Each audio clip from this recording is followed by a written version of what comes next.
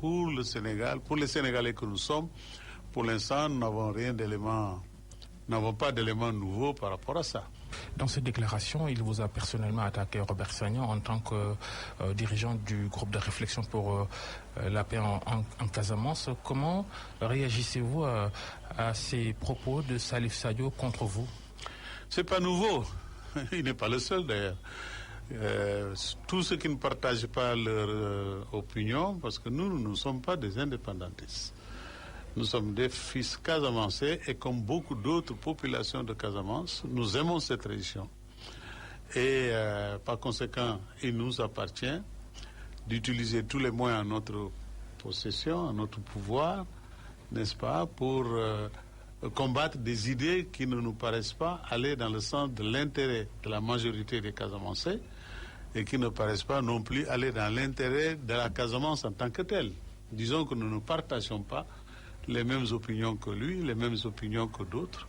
Et nous avons le droit, en tant que fils casamancés, de les manifester, n'est-ce pas, de nous opposer aux idées qui ne nous paraissent pas favorables à l'avenir de cette région.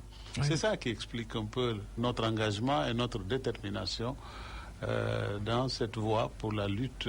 Et en plus, nous disons qu'ils aient ces opinions, ils ont le droit de les avoir, mais qu'ils veuillent les imposer à la Casamance et au reste du Sénégal, nous disons non.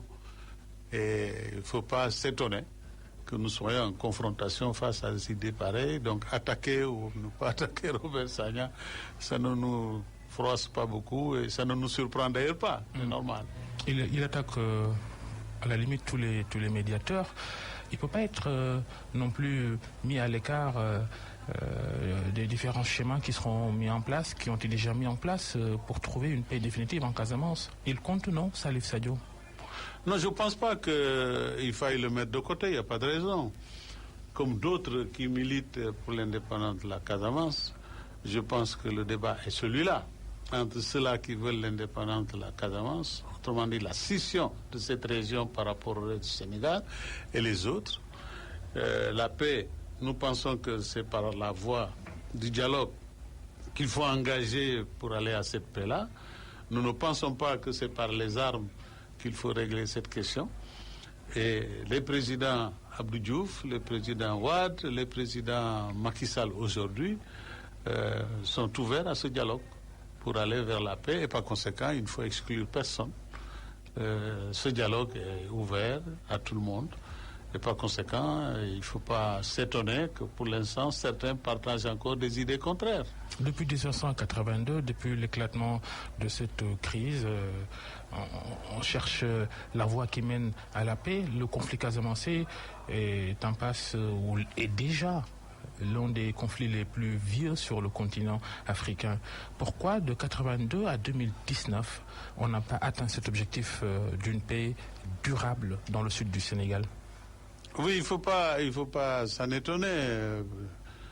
Ce conflit a duré, c'est vrai, depuis 1982, mais ce n'est pas parce que les gens sont restés les mains croisées.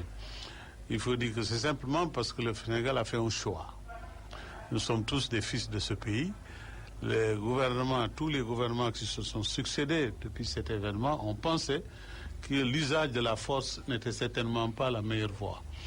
Donc, on patientait, on attendu, et on pensait qu'il faut engager un dialogue. Nous sommes tous les fils du pays, il faut engager un dialogue. Et je crois que c'est ce qui explique un peu la longueur à trouver une solution définitive. Mais